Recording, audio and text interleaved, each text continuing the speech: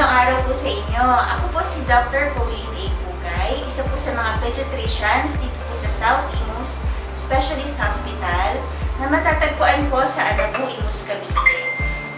Nandito po ako tuwing Tuesdays and Thursdays ng umaga, 9 to 11, and then Saturdays po ng 3 to 5 ng hapon. Para po makapagpakonsulta sa akin, madalas po ang mga pasyente ko ay nagpapaschedule sa aking Facebook page na ang pangalan ay Doc Pau Pugay. Maaari rin po kayong magtanong sa akin doon ng mga inyong katanungan na pwede ko rin namang masagot. Pero kung magpapakonsulta po kayo, maganda po nakapagpaschedule po kayo doon. Para po maiwasan natin na magkasalamuha ang mga may sakit at saka walang sakit.